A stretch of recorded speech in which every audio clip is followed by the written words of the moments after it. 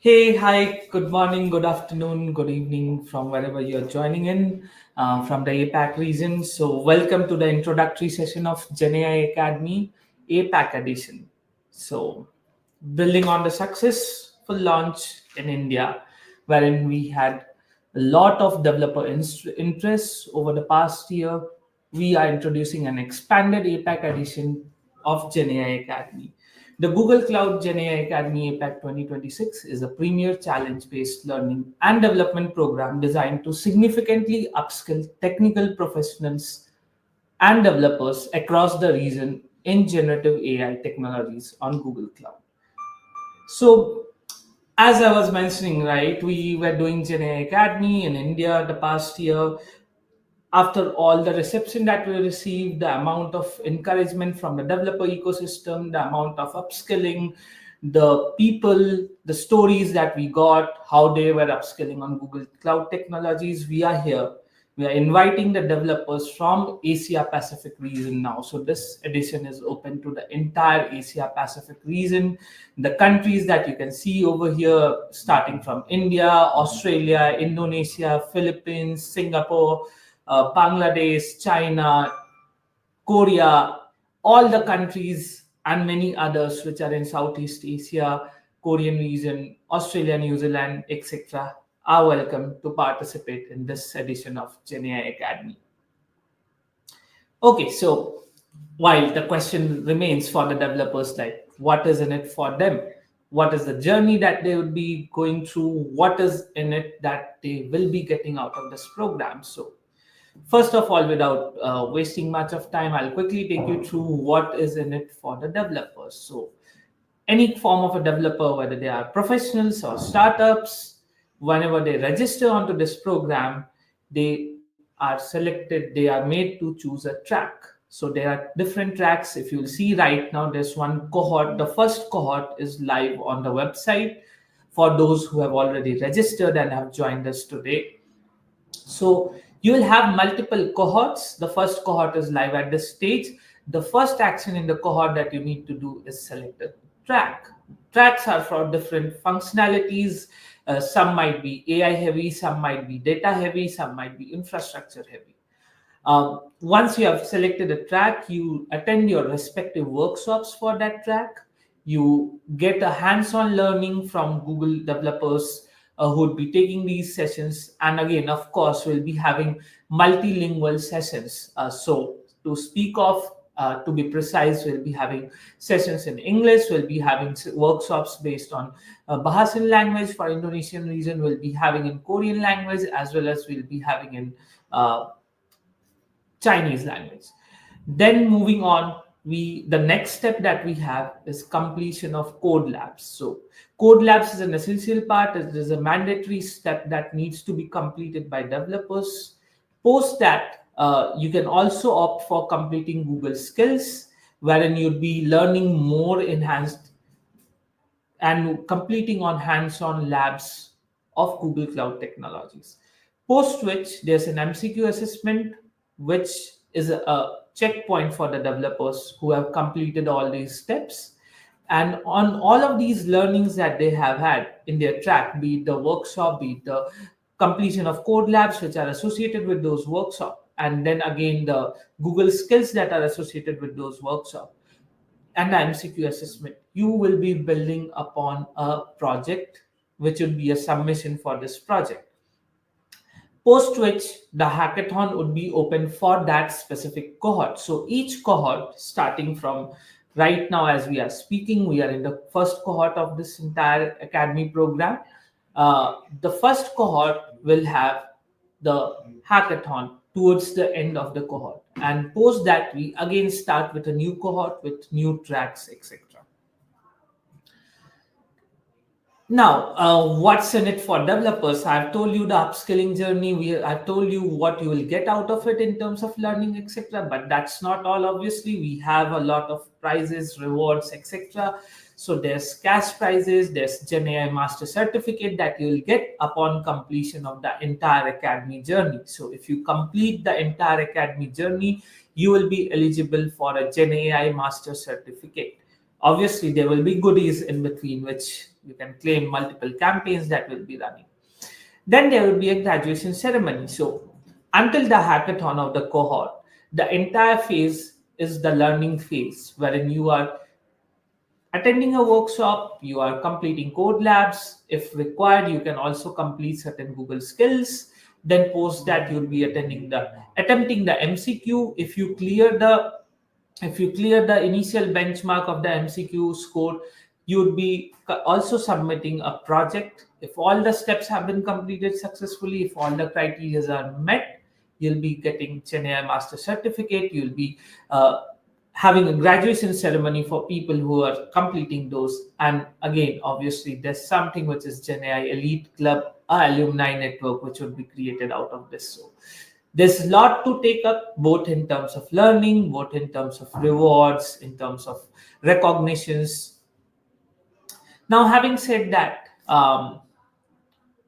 what's in it for the top performers? Because we know there will be lots of developers, hundred thousands of developers would be participating. So how do we recognize the top performers?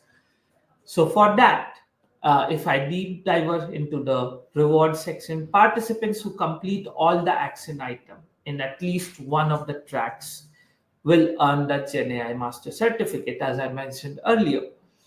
All the completers will be invited to the graduation ceremony, where we'll also celebrate and showcase the projects of the top 10 performers. These top 10 performers would be selected on the criteria of their MCQ assessment score plus the projects that they have built in the academy phase. Finally, the participants who completed the academy and the hackathon and rank among the top 100 performers will be invited to join the exclusive Gen AI Elite Club and Alumni Network. And we'll also have other exclusive rewards in different stages for our performers in this entire duration. So overall, this is what the program is. Right now, we are talking about cohort one because that is live at this stage. And to elaborate further, understand what all nitty-gritties would be there, I'd like to introduce the speaker for the today, Prasant Subramaniam, who's leading Google Cloud Developer Relations for JPAC and Google Cloud. Hey, Prasant, how are you doing? Doing awesome, Kaushik. Thanks for having me here. Yeah, it's great to have you over here, Prashant. So over to you now. I'd say the entire audience is yours. We are having a great crowd today, and they're all eagerly awaiting for what's in it for them after the great success of Gen AI Academy the last year in India, and now we are expanding it to APAC region. So over to you, Prashant. Awesome. Thank you, Kaushik. Thank you so much for having me here. And yeah, super excited to be here to talk to you all and launch this program. So checking if my slides are on the screen.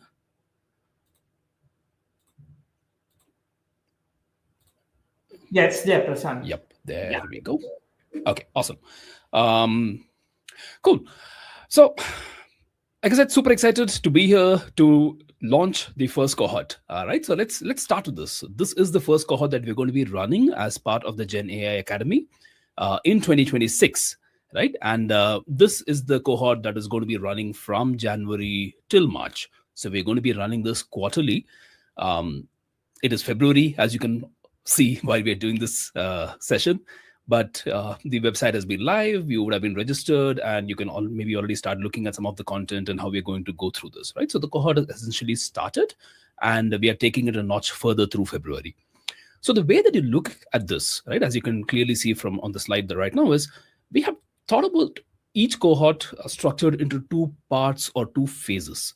The first part is what we like to call the academy, right? And the next thing that follows from the academy is the hackathon. So we are looking at a very structured way or approach to learning, right? So in the academy, what the participants will do is you are going to learn, you are going to apply your concepts, and um, it looks like my slides are disappearing.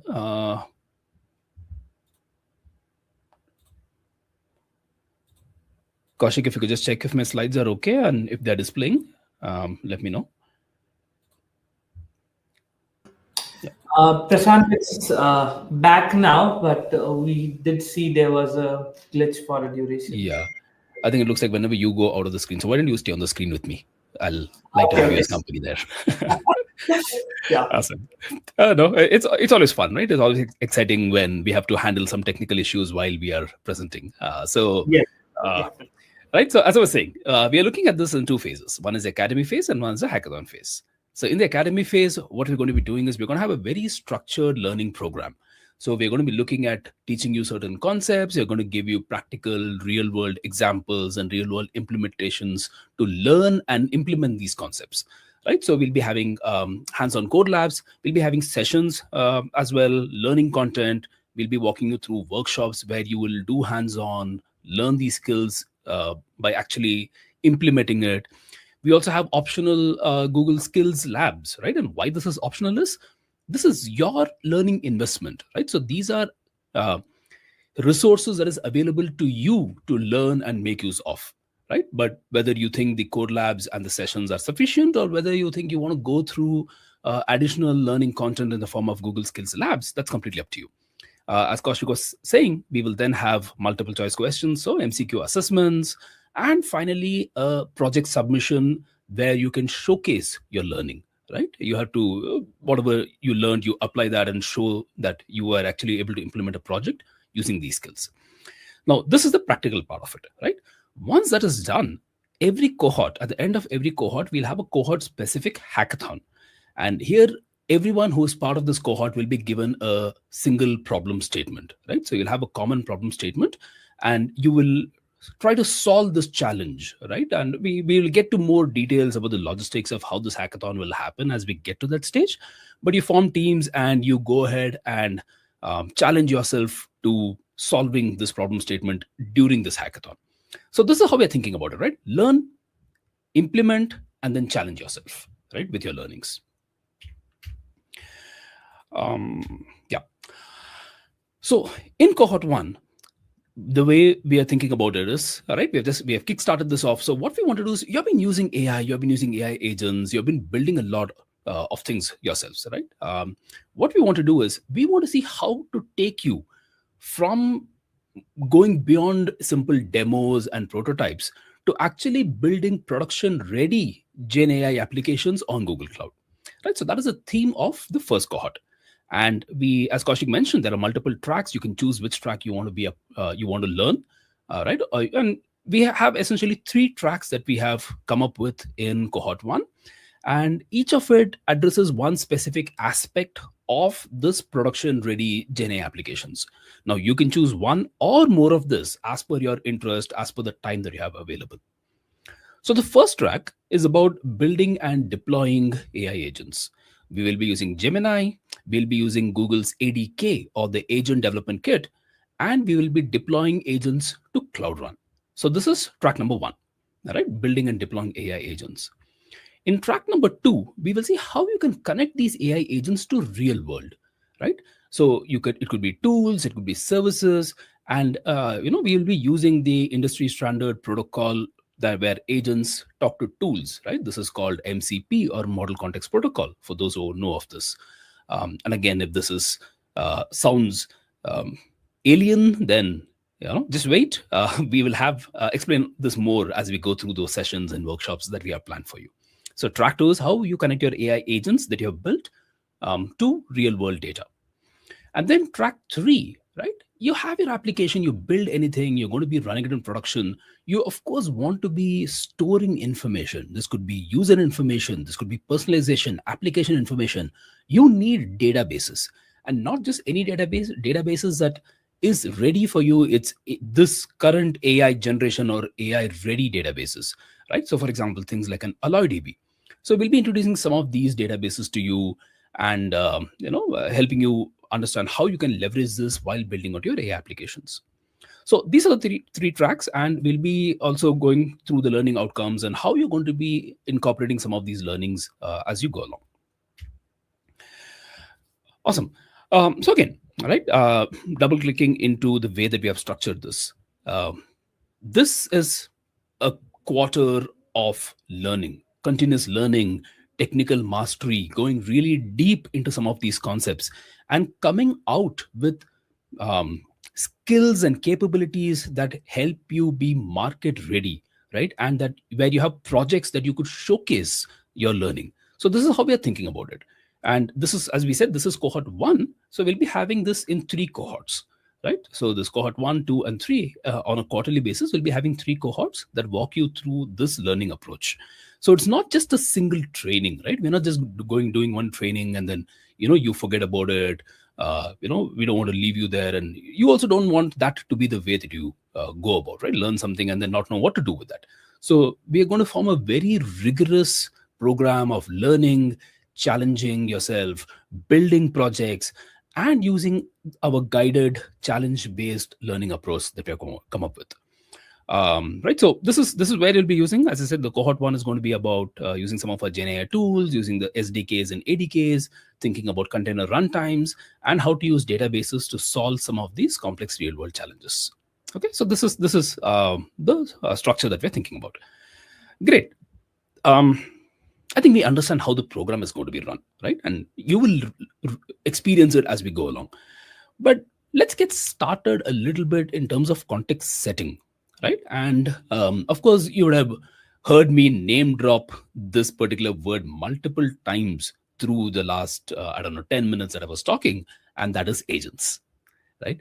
So it's important for us to really understand what agents are. And as part of this first session, I'm just going to level set everyone in terms of, again, what are agents, how we think about agents, so that you can understand, again, as you select those tracks, where some of these concepts and skills and technologies come in.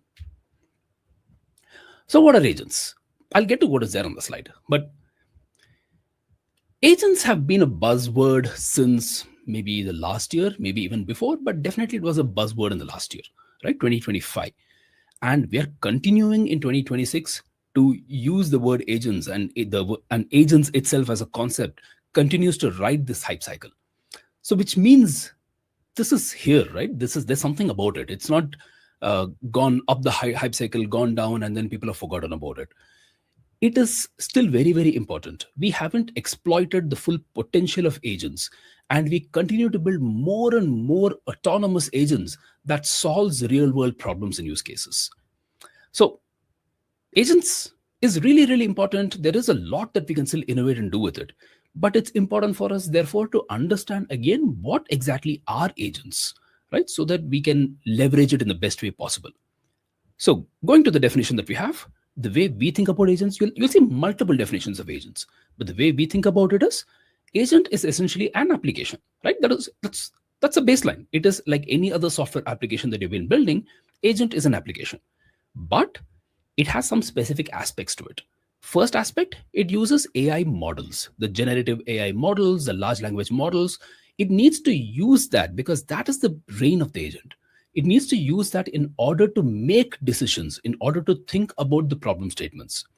And then agents have the capability to act independently based on how it is thinking about the problem, right? So it can act independently in order to achieve a user specified goal. So agents are again goal oriented, and it is able to think independently and act independently to go and achieve the goal that you have defined for it. And it needs a bunch of capabilities in order to be able to do that, right? We'll get into those things. But why agents, right? Why all this hype? Why all this buzz? Why do we keep talking about agents? There must be something to it, right? It is not just a software system. And again, this is where I would like everyone, as you're going through these programs, to internalize this concept of agents and build out agents the way agents are meant to be, right? And why? What is so different about agents? First part is very important, right? Agents are flexible. This, if you compare it to traditional systems, software systems which are rules based, right? You have clear algorithmic paths. You say, if this, do this, else do that, right? So you have clear algorithmic paths, and agents don't need to follow those algorithmic paths, right? In fact, it shows its capability when it doesn't. They can reason, they can adapt to users' inputs, they can handle edge cases by themselves. You don't need to go and define those edge cases, right? Again, if this happens, if the user provides this, then go do this thing, right? Agents are able to, once given a goal, agents are able to figure this out by themselves. And also, the great thing about agents is you don't need to interact with them in specific formats, specific inputs. It is able to understand natural language, and you can converse with agents in natural language, be it via text, via voice, or whatever be it. Right? So agents are really, really flexible and very unique as compared to traditional software systems. Agents focus on the outcomes rather than the approach. You don't tell it how to do things. You tell the agent what to achieve, and that is the difference. Since these agents are built this way, right? It's a dynamic, it is meant to think for itself. It also makes it very easy to prototype, right? It will figure its way out to the outcome, right? So there's a lot you can get agents out there, build agents if you use the right tools and techniques in a much faster way. And we have evolved, right, through 24 through 25. We have evolved our tool chains, our frameworks in such a way that it's very easy now to build out these agents and to test these agents, right? So it makes it very easy to prototype and start testing and see how it is working. Finally, agents are also have the capability to be proactive. They can run based on certain triggers, they can run based on a schedule, and this makes this intelligence that it has available in very proactive and helpful ways, right? So these are the capabilities and power that we're seeing of agents, and which is why they're so popular. While we build these agents, again, it sounds very fancy, but not everything needs an agent. And this is the first thing that we should be thinking about as we build out agentic applications. There are a good number of cases where agents are a great fit, right? For example, what we have here is, maybe you want to create a system that gives you a personalized, you create a personalized learning agent, let's call it that, right? And this is an agent that adapts to your learning style, to your individual preferences, the way you want to learn, the topic that you want to learn. So it's not a app, one size fits all app where everyone has to follow a given learning path. The app can adapt to your individuality, right? And that is what makes it an agent, right? That it's highly personalized, it can adapt, it can be dynamic. You can have agents, for example, that solves business problems using real-time data sources, right? So it uses real-time signals, real-time information, and based on that signals, it can adjust itself, it can adapt itself and solve business problems. So here as well, agents are a great use case. What about you're building applications where you want to give a good customer experience, right? Again, the typical way that you would have seen systems is rule-based. Provide this information, give me this screenshot, show me something else, right? And maybe that is not the flow for every individual, right? So again, when you go into a customer interaction system, your first question is, okay, what do you want? What is the problem? Select this problem. Do you have a damaged package? Is the item damaged or is the package damaged? So a lot of if-else conditions, right?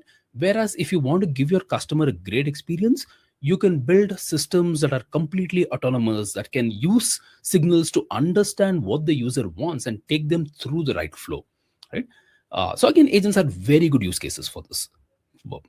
In a nutshell, the bottom line is that agents are outcome focused, right? You have the outcome that you want to achieve, and the agents help lead you towards that outcome. Now, at the same time, there are cases where you don't need agents, right? Agents don't make sense or they're overkill. So, for example, if you just have a large, you want to generate a document or generate, let's say, summarize a document, and maybe you want to, it's just a large prompt that you have, right? You have a lot of text, you have a system instruction. You just want to send that prompt to your large language model and get back a response, right? Get a response and make it write the response into a document, whatever be it, right? Input, output. In such a case, it is just an API call. You don't need an agent in this case, right? And again, I'm elaborating some of these things because you'll be using this as you build out your projects, as you go into that hackathon, right? So I would like all of you to think about really agents, how they are useful, where they can be used, right? So in these cases, we just prompt based applications, you don't need an agent, right? An API call is good enough. How about you build maybe Q&A systems, right, where you have knowledge bases and you want to query those knowledge bases, or you want to return results based on that knowledge base, based on only that information, right? The user asks something, you reference some material, and you give a response back to the user. Again, in this case, maybe you don't need agents, right? If this is the only thing that you're thinking about, definitely you don't need agents. Maybe there is more that you think about, in which case we can double click more.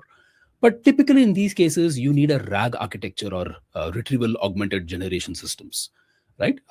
So building chatbots that can tap into a RAG system is good enough. You don't necessarily need agents that is goal oriented, or that needs to be autonomous in these cases. Finally, if you have systems where you want predictability, right? You're in regulated environments where you need to explain why a system took a decision that it took, right? These are regulated environments. Again, in these cases, AI or generative AI may not make the most sense, right? So in this case, you stick to your traditional machine learning models, or maybe things like classifiers. You stick to those, right? And this is what we call predictive AI. So you stick to predictive AI, and you don't need to use generative AI or build these agentic systems in these kind of cases. So again, think about your use cases, think about what you can do, and you can mix and match this, right? But it's important that you leverage these systems for the right kind of use cases. Okay. So we spoke about where it can be used, where it doesn't make sense to be used. And we also spoke about the kind of hype and why everybody's so excited about agents, right? But agents do also come with their own set of challenges. And predictability is one thing. We spoke about this as we, in the previous slide, as we spoke about those certain environments and certain systems. But it is important to understand at the end of it, your agentic systems are driven by your large language models. And large language models are inherently non deterministic by nature, right?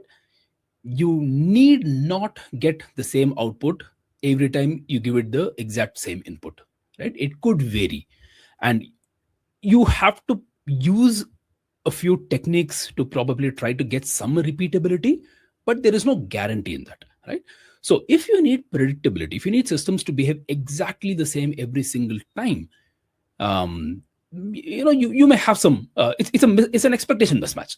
I'm not saying that you should or should not expect it, but there's an expectation mismatch if you expect agents to behave in a predictable way. So that is one of the challenges that you will be facing. um, Agents, compared to traditional software development, the way that we've been building software systems, agentic systems are still new. I would like to say they're not yet as stable or as mature, especially when it comes to things like error handling. There could be cases where, maybe it goes into um, situations that you do not expect it to, right? So um, mm, it could fail in certain cases. Maybe sometimes the resilience of these systems are a bit on the lower side. It may not be able to recover from a specific path, right? Because in rule based framework, the way that you build these systems, it's very easy to control the flow, right? You have your conditional flows, you have your exceptional flows, and you're able to make your systems more resilient. Whereas building systems, and essentially this is a mindset problem, right? Trying to build agentic systems the way that we were building traditional systems is not the right way, right? And if you start trying to think about the error handling and repeatability and resilience, this is something where there are some mismatches, and again, these are the kind of challenges that you will face, right? Practices like security, practices like privacy, these are still evolving areas in the world of agentic systems, right? So that is something that you should be aware of. And finally, traceability and debuggability of these agentic systems. It is not very easy to be able to debug an agentic system, specifically trying to trace what the LLM is doing and why it is doing it, right?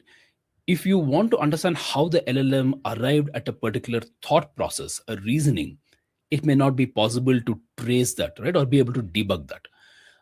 So, like I said before, don't treat agentic systems the way that we would work with a traditional software system, right? You'll have to do it in different ways. You'll have to have checks and balances. Allow the agentic system itself to recover and follow the right path towards the expected outcome and expected goal. So these are some agentic challenges that you will be facing. And I would like you to keep this in mind as you go through some of the learning curriculum that we have prepared, as you go through some of the practical exercises, and try to understand how to handle these kind of situations when we are building agentic systems. Okay, so we spoke about a lot about these systems, right? Agentic systems continues to be very important, continues to be exciting space for all of us. A lot of investment is going on in this. A lot of tool chains, runtimes, tool chains, everything is being built up, right? What are the challenges that we face? What are the benefits of agentic systems? All of this we understand the systems now. But what do you need now to actually build out these agentic systems? The important thing again is it is a software system. As we said, it is an application, and we need to ensure that we have a reliable architecture for running these agentic systems, right? Or for building agentic systems. So, what are some of the key things that we need? The first thing is we of course need this agent has to run somewhere. It can't run on your laptop, right? It's like you built a HTML page on your laptop, on your personal machine, and said, okay, everyone come and use it. That's not how it scales. So you need a runtime where you can deploy and run these agents. And Cloud Run on Google Cloud is a great option, right? It's a serverless container based runtime platform, and it works very well for these agentic systems. um, Agent, of course, you need the brain, you need the model, the large language model that powers this whole agent, right? So that is the next thing that you need. And again, Gemini 3, which is our latest state of the art model, is designed specifically for this, right? It's designed for agentic workflows. It's designed for taking actions using the tools that you give it, right? So choosing the model, right model, is very, very important to build out your agentic system. And final bit is you need to give your agent hands and legs, right? It needs to be able to connect to and talk to the outside world. And this outside world could be things like databases, could be things like APIs, services, maybe other systems, maybe document sources. So you need to be able to plug in tools into your agent. So this is the architecture, right? An agent needs a runtime. It needs the brain, it needs a model, which is very, very important, and it needs the ability, it needs information, right? So you connect it to external systems, and this is what we call as tools. So this is the architecture of an agentic application. Okay, and again, see, I don't want to go through everything because, of course, we will go through this as part of those tracks, right? So you choose your tracks, be it running AI, deploying agentic applications, where we talk more about the runtime aspects. The second part, which is about using MCP, we will talk there about how to connect to tools. Third part is databases. The third track is databases, where you will learn about how to, what are the right kind of places to store your data, how to give your agent memory even, right? You don't want your agent to be stateless or ephemeral. If you want to be able to persist information, you need to plug it into a database. So we will talk about all those aspects, but again, remember that this is what forms an agentic architecture. So again, just to recap, as you do this, as you go through this learning, as you go through this cohort, you will learn a lot of concepts and skills. Maybe some of this you already know and you want to upskill on this. Maybe some of this is brand new to you. Leverage this cohort based approach, leverage the Google experts that will be coming in and that will be delivering these sessions to you, and use this opportunity to learn, right? So the first thing you will learn definitely about ADK, or the Agent Development Kit. This is an open source agent framework that we have created at Google, and you can very easily build your agents. We are supporting multiple languages, right? But we will take you through some of the Pythonic agents to start with as we go through this course. And you can use ADK to build your agents, and you can even use it to run your agents, right? You can either use it to run locally to test for testing purposes, or you can deploy your agents to Google Cloud using, the framework supports this out of the box. So that's one of the things that you will learn. You will learn about Google Cloud Run. You will learn to use it. You will experience Google Cloud Run, the capabilities of it. It's a really, really powerful environment that lets you run agents easily and at scale, and irrespective of any language or framework. right? So Google Cloud Run can really help you there. You will start by learning to use it with ADK and Python, but you're free to go explore more capabilities of it. It is very cost effective and scalable, right? Perfectly suited for agentic applications. In fact, it's also a great platform to run MCP servers. So if you're going to be building your own services, creating MCP servers, and you want to deploy them somewhere for somebody else to use, right? Or for you to use, or for somebody else to use, Cloud Run is a great platform for that. But you will learn about MCP as well here, right? You will learn about MCP servers. You will learn about how do you connect your agents to tools using this MCP protocol, right? And how can you leverage again this MCP protocol to talk to systems, talk to databases, right? Using MCP toolbox and a few other products and capabilities that we have. So this is something that you will learn. And finally, getting this agent out into production, right? You want to um, give your agents, let's say, memory, for instance. When you want to persist your agents, sessions, I come back, I do something, I come back tomorrow, I should be able to continue off from there. So giving your agents memory, being able to have some sort of observability, what exactly is happening, right? Or how is what kind of tools are being called, what kind of services are being invoked, what kind of information is being passed between each part of the agent. So having your observability and monitoring is also going to be very important and going to be part of this course.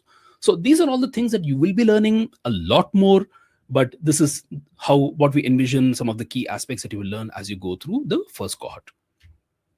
Okay. So Google Cloud, we believe, is a great place to build, run, and deploy and take your agents to production, right? We feel that it's a great home for your agents. There are a lot of capabilities, whether any kind of model that you want to choose some of our Gemini models, Gemma models, or other third-party models. Google Cloud gives you access to those models. It gives you a variety of databases, right? Be it AlloyDB or any other Postgres database, even Cloud SQL. You can have your document storage. You have large data warehouses.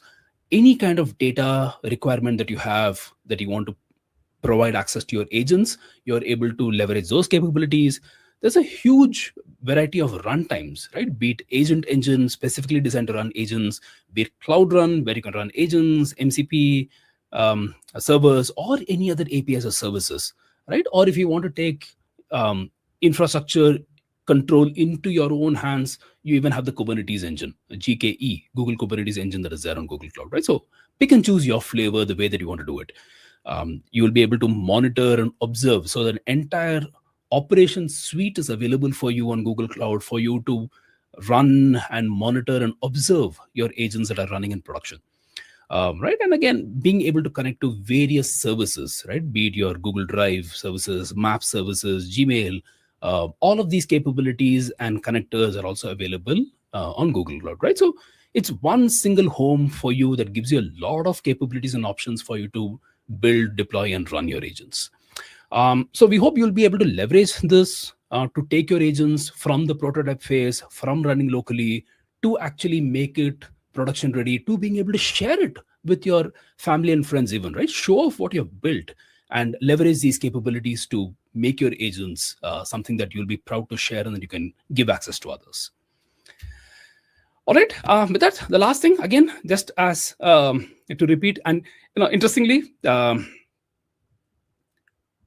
we spoke a lot about agents. We spoke about how agents are outcome focused, and the Gen AI Academy, we have thought of this as well in an agentic approach, right? So this program is also outcome focused, right? If you want to compare it to agents, and we will take you through all these concepts, everything that I spoke about. It's not just passive learning, right? You don't just sit, attend a session, and then forget about it or walk away from it. You will go through guided challenge based learning, right? And we like to emphasize this: guided challenge based learning is the way that this curriculum has been designed. You just won't be sitting through lectures. You'll be actively engaged. You'll be doing hands on. You'll be completing exercises. You'll be solving assessments and challenges. You will be implementing projects and submitting your projects, and finally you will challenge yourself with the hackathons. All right, so you'll go through this entire learn, build, complete, compete, and showcase approach as you're going through this curriculum, right? So the objective is learn real world complex problems, so that you can leave this cohort, or you can leave this academy or this process with not just knowledge, and we'll ensure that you have deep theoretical knowledge, right? But that's not the only thing. You also have market ready outcomes, right? Market ready projects and skills that you can then showcase, or you can immediately apply in your day-to-day roles that you're going through, right? So this is what it is. Again, thank you so much for listening to me for all this time. I hope this was useful for you, and would love to take any questions if you have, be it about the program, be it about any of the technical things that we spoke about. We said, you will have a lot of these experts coming over and taking you through more sessions. But to start with, to understand what we're doing, if you have any questions, we would love to take that. And with that, Kaushik, I'll probably hand it back to you. Yes, sir. Thanks for that insightful session, Prashant, on agents. And it was insightful for me as well. No matter how much we know, it's always less when we hear someone, right, talking about something as enthusiastically as he was speaking. So, really enjoyed it. How agents can have certain challenges. Really enjoyed that session. Had some relatability of when we develop certain agents, it goes haywire. So, yes, it was very insightful. Thank you for that, Prashant. With that, I'll quickly pick a few of the questions which I feel are technical, and post that I'll be taking up the program related questions. Okay, so I have something. Yes. Okay, so the first question is, in ADK, what all will learn, and are there any prerequisites? Okay. So ADK is a really powerful framework. It has a lot of features and capabilities. All right. Now, um, let's start with prerequisites. I think the main prerequisite is probably just the ability to program, right? And if you have knowledge of Python, that is a great beginning, right? Because some of our courses will be Python focused, but ADK is available in a few other languages as well, right? So you can always go ahead and use it in the other languages. But from a learning and understanding point of view, as we do these courses, Python would probably be something basic. Ability to read and understand Python will be something that I would say as a prerequisite. What you will learn, we will start simple, right? So you will learn in the first part, right? We said about how do you build agents. So ADK has this ability to actually build out your agents. So we'll walk you through the architecture of ADK, what are the features, how to build agents.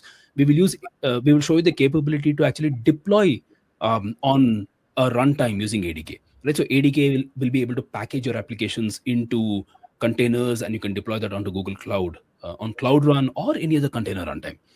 We will look at how you can connect to tools, how you can use MCP and tools within ADK, right? So that is something else that, as we spoke about, that is in track 2 and 3. So we'll show that capability on ADK as well using agents. And finally, yes, ADK is a really, really powerful local uh, runtime and debugging environment, right? So we'll show you how to use that, how to test your agents, how to observe what is happening when you run your agents, when you interact with these agents, what kind of queries happen. So all of that is what we will take you through in the first cohort, right? And again, we can do a lot more than around this as we go into the future things. We would love your feedback as well, right? How are you finding these courses? What more depth do you need, right? And we can take that as we go along in future sessions. Yeah. Thanks for that. I have another question from the chat. Yes. So the question is, which database is preferred for agentic AI? So this is something that I really like, right? In Google Cloud, all of our databases is AI ready, right? So for me, the database that you're using right now is probably the right database, right? All databases on Google Cloud, be it document store, be it RDBMSs, right, be it data warehouses, everything is vector ready, embeddings ready, and can really be used for any kind of AI use cases. But that said, we will take the most popular kind of database. We will use RDBMSs, and we'll use Postgres compliant databases. So this will be Postgres and Cloud SQL, or AlloyDB, which is also Postgres compliant database. So we'll be using these databases because it's the easiest, right? Everyone, majority of the folks use Postgres compliant databases. You don't need to learn anything new or anything different. So in this cohort, in this curriculum, we'll be using AlloyDB and Cloud SQL Postgres databases for our agentic applications. Got it. Thanks for that, Prashant. Another question coming up. How much does the cloud run cost us to run a MCP? I'd say every developer's first thought that comes when deploying on something cloud is how much will it cost? So if you can relate. Absolutely, it's really good to think about this right now. Cloud Run is it's an amazing product that we have at Google Cloud that you should definitely leverage, and it has a really really healthy free tier. So a lot of our products have something called a free tier where up to X number of calls per day or per month, you will not be charged. And I don't have the numbers at the right now handy, but you can look at the documentation. I would say upwards of 1,000 calls a day, if I'm not mistaken, is free, right? So it shouldn't cost you anything to develop and to test your applications. Now, of course, you build an amazing application and you publish it and you drive traffic towards it, then of course you will go beyond the free tier. I would love for you to get to that stage, right? But in terms of the learning part of it, you shouldn't have to, it shouldn't be costing you anything to use the Cloud Run services. Got it. Thanks for that.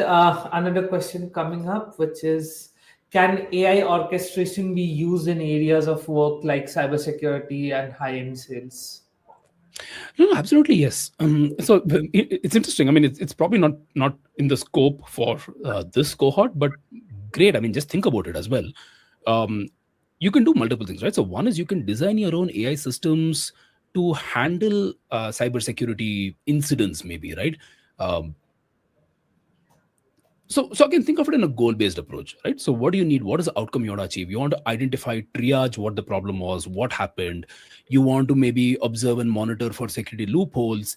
If there is a new vulnerability that is discovered, maybe build out systems to go and monitor and check your existing systems, right? So there are a lot of such use cases, and you can DIY it, do it yourself, and build out these systems in an agentic way. We have done some of those things, right? So it is definitely possible you can do that. Or what we also have at Google Cloud is we also have out of the box agents that can that help you in this world, right? That protect your existing systems, right? So if you're not into the area of cybersecurity and you just want to secure your systems, then you can use some of our existing agents, right? Which does some of this, bot detection and all these other things, protecting your MCP servers even from attacks, right? So a lot of these ready-made out of the box services. So yes, bottom line, yes, it can be used. We are not going to be covering it, but I would love for you to think about it, right? Because these are the areas that we should be thinking about as we build agentic systems, all right? Because this is real problems or real concerns that we should be having as we think about agentic systems. Sales even, right? Again, I know a lot of use cases where people use this to come up with sales plans, marketing plans. We spoke about how agents can use real world data and real time information to adapt and change how it behaves, right? So that it can be used as that as well, right? I mean, I would say yes, but how you would use it, this is where you would need to think about it, apply your domain knowledge, and try to implement your agents in that way. Yeah. Sure. Under one question, it's pretty open to be honest, but how to decide on a model that we want to use? For example, if we want to build a project on accounts related feature, then where can I run some data tests for best LLM? Sure. So multiple ways to do it, right? Where I would recommend it, just start with Gemini, right? It's a very powerful model. It can do a lot of things, and it is cost effective as well, right? You can start with the Gemini 3 Flash model, right? The Flash model is very very cost effective, right? And you can really understand if how to build your systems, all right, which is the first part. So model is one thing, right? But are you building out your agentic systems in the right way? Are you building out your AI applications in the right way to solve the right kind of problems? That is even more important than spending all your time trying to find the right model. So use the model which has a great price to performance ratio. As I said, Gemini 3 Flash is one such model that you can use. All right, start with that model, start building your applications, and then do evals, right? So when you speak about data tests, you want to run evals, you want to see how your system is performing and handling different user inputs and different prompts or different goals that the user is trying to achieve. um, you'll have to put some heuristics in, right? So if the user, let's say the user wants to do something and they're not happy with it, they may give you a thumbs down, right? Or they may repeat the question, and these are signals that you will use. So you will run your evals, right? You'll have eval sets and then save all this as eval sets so that you can run this as you build an iterative system, so that you don't have a regression. Something that was working doesn't stop working. So you will do all of these things. ADK has this capability. ADK has a capability of again running evaluations. So when you use ADK, when you see the local development UI, you will see there's a tab called evaluation, right? So that is something that you can use to actually test, keep interacting with the agent, run those evaluations, and see if it is performing the way that you expect it to perform. Once you get your baseline established, now it makes it easy to just swap your models, right? If you don't have your test harness, if you don't have your framework and your use cases set up, there is no way you're going to decide on the model that you should be using, right? So like I said, start with a high cost to performance ratio model, right? Or low cost high performance model, um, and then build out your systems, observe what is happening, and if you then think that you want to change the model for any specific reason, like maybe you want to fine tune the model for a specific use case, you can then do it at that point of time and then compare against your evals, right? So that is the approach that I would recommend. Got it. Just a couple of few more questions are popping up. I'll just quickly pass them through. So, can we get exposed to RHFL based tuning the agents? Currently, how effective and user friendly is it? Sure. Google Cloud has RLHF services, right? So Vertex AI has the ability to uh, tune your model, right? Fine tune, doing RLHF tuning. So all this is possible. It is not part of this curriculum. At least it's not part of cohort one. Um, we can think about maybe including some of this as additional material. Oh, by the way, you will have access to Google Cloud, the Google skills, right? The Google Cloud skills for learning. And there may be some courses there that you can use to learn it, right? So that is one option. We'll again share information, right? The team will share information in terms of how you can get access to it, how you can do some of these learnings that is available there. So you can definitely do it there. Again, be conscious that, there was a question before about cost. Doing these kind of RLHF or fine tuning will incur more cost, right? And which is why we do not want to go into those kind of things and get you to incur those costs. Learning it from a theoretical point of view and learning it from from Codelabs or workshops using cloud skills, that is something that you could definitely do. But again, if many of you are interested in this kind of a thing, then we can think about how we can incorporate that into future workshops. Sure. Um, Another one in terms of security. So, from security point of view, if we run agents locally, is it keeping data to itself, or will it be tracked back to Google if we use its LLM? Um, so what I would encourage you in any case, right, any model that you use, is take a look at the terms and conditions and the clauses of these models. If you use any of our model from the enterprise model, right, so whatever model Google Cloud gives you access to, like the Gemini models, um, there are very clear clauses that is there, right? So where it says which specific kinds of model where some of the data may be used, which model where we'll absolutely not use your data or none of the data will go back into the model. All right. So there's no clear answer for this. Again, it depends. We have a huge amount of models, right? So there are like, if you look at Model Garden on Vertex AI, there are probably 150 plus models, and each model comes with certain terms and conditions, right? So what I would encourage you is maybe just go through those terms and conditions and see the clauses of those models, both first party, third party models, right? And see how the data and privacy will be handled. Any kind of usage, I would recommend you to do that. Um, Enterprise models or models that have enterprise clauses, we will never use your data in that, right? But there could be some other, let's say, preview models or free models where the clauses may be different. I don't have the exact clauses top of my head for every single model, but yeah, please refer to the terms and conditions for each of this model, and you will know how the data will or will not be used in that. Yeah. Thanks for that, Prashant. Just a few more questions participants will be taking up. Rest will be addressing. Ticker is running below, so you can reach out to the support email address that is being flashed on the screen, and your questions will be answered. So just before that, Prashant will take a few more. I hope it's fine with you. Yeah, yeah. Yeah.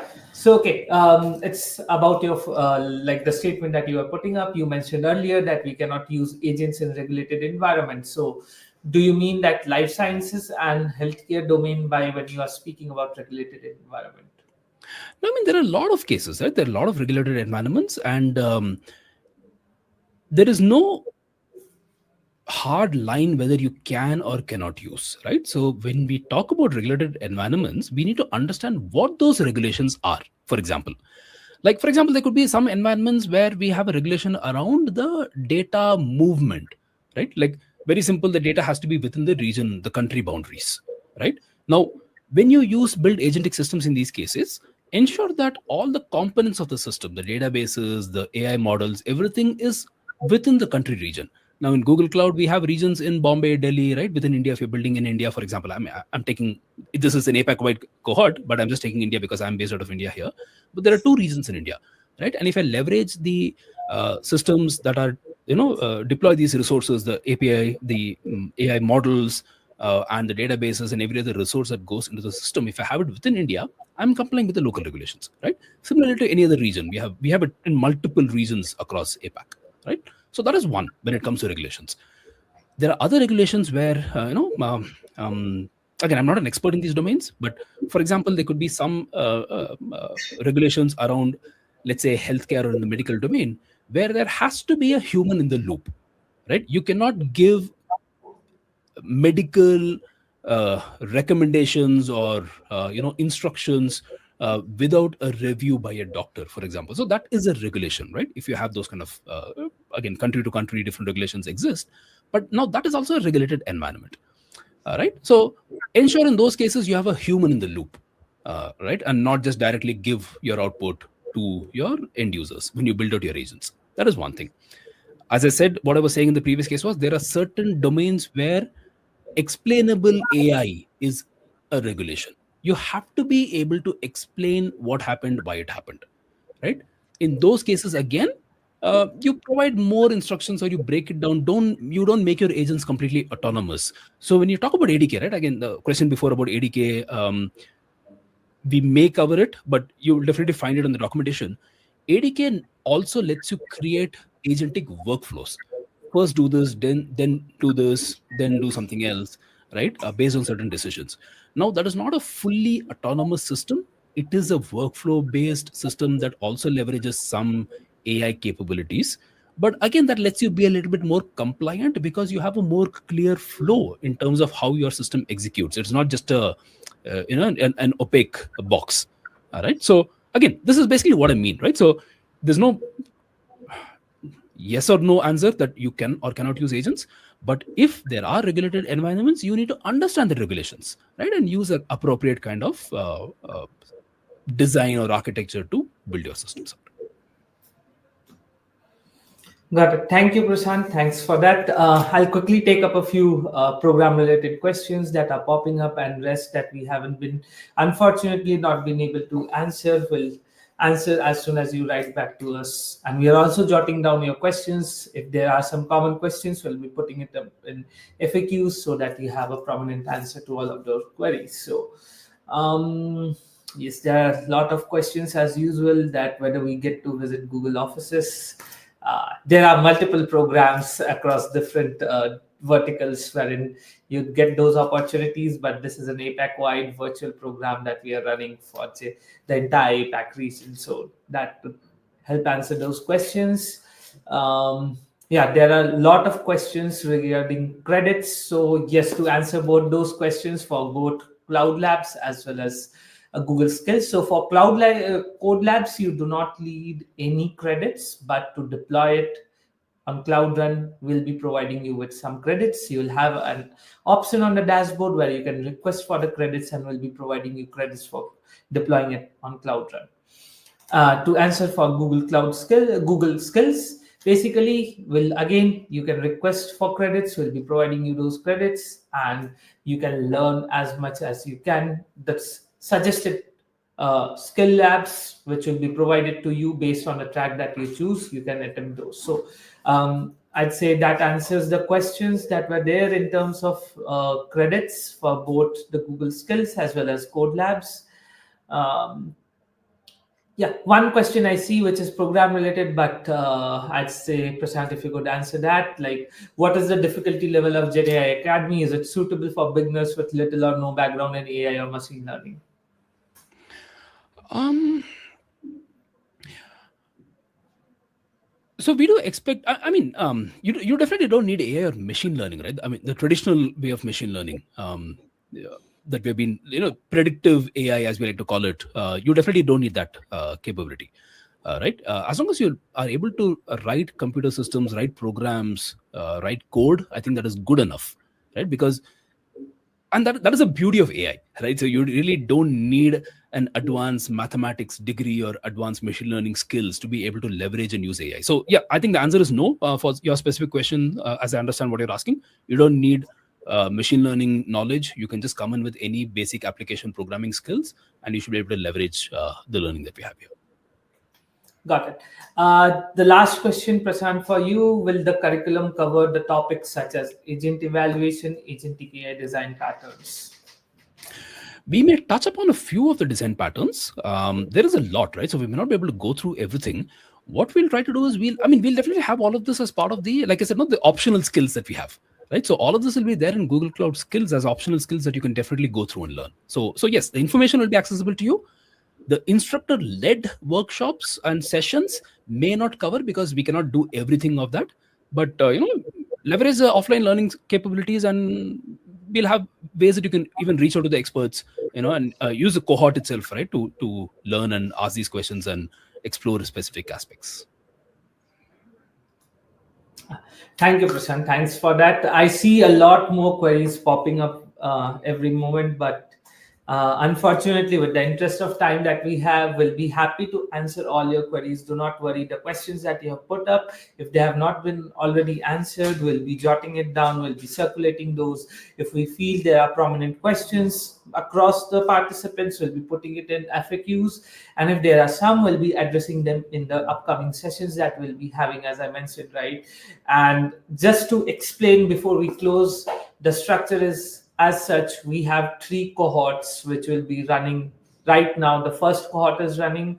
In the first cohort, the stages that look like is that we first complete the academy part, which is the more of a learning based program, wherein you first attend a workshop in which are multilingual, which will be happening in multi-regional languages. Then you complete a code lab, basically the hands-on lab that was taught to you in the workshop. You can practice that.